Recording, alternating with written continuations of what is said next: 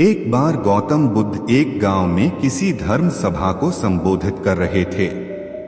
उसी गांव में एक बहुत गरीब आदमी भी रहता था और वह सभा में आने जाने वाले लोगों के चेहरे देखता था और सोचता था कि जब ये लोग जाते हैं तो इतने दुखी रहते हैं, लेकिन जब ये वापस आते हैं तो इनके चेहरे पर मुस्कुराहट होती है। वह गरीब आदमी वही सड़क के किनारे रहता था और उस गरीब ने सोचा कि भगवान बुद्ध सबकी मुसीबतों का हल निकाल देते हैं, तो क्यों न मैं भी अपनी बात उनके सामने रखूं।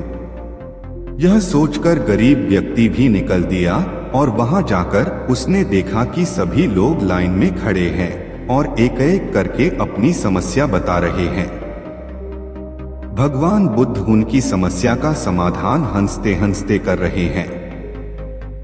अब उस गरीब व्यक्ति की बारी आई और उसने महात्मा बुद्ध से कहा, भगवान इस गांव में लगभग सभी खुश है, सबके पास पर्याप्त धन है, सुख है, फिर मैं ही क्यों गरीब हूँ? आखिर मेरे पास ही कुछ भी क्यों नहीं है? इस पर भगवान बुद्ध ने मुस्कुराते हुए कहा, तुम गरीब इसलिए हो क्योंकि तुम किसी को कुछ देते नहीं हो।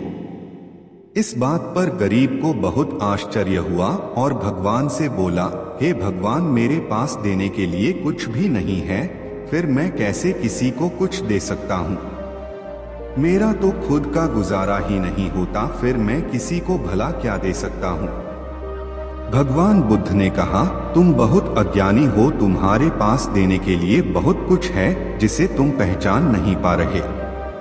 तुम्हारे पास देने के लिए मुस्कुराहट है जिसे तुम लोगों को देकर खुश कर सकते हो। तुम्हारे पास मुंह है, तुम मुंह से दो मीठे शब्द बोल सकते हो। भगवान ने तुम्हें हाथ पैर दिए हैं जिससे तुम लोगों की मदद कर सकते हो। ईश्वर ने जिसे ये चीजें दी है वह इंसान कभी गरीब नहीं हो सकता।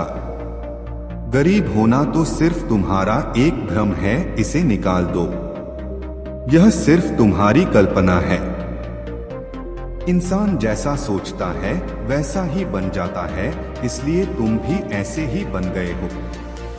भगवान गौतम बुद्ध की बातें सुनकर गरीब व्यक्ति बहुत प्रसन्न हुआ और मुस्कुराता हुआ चला गया। इस कहानी से आपको भी शिक्षा मिलती है कि इंसान का दुखी होना, गरीब होना एक भ्रम होता है, ना कि वास्तविकता। दरअसल आप जैसा सोचते हैं आप वैसे ही बन जाते हैं।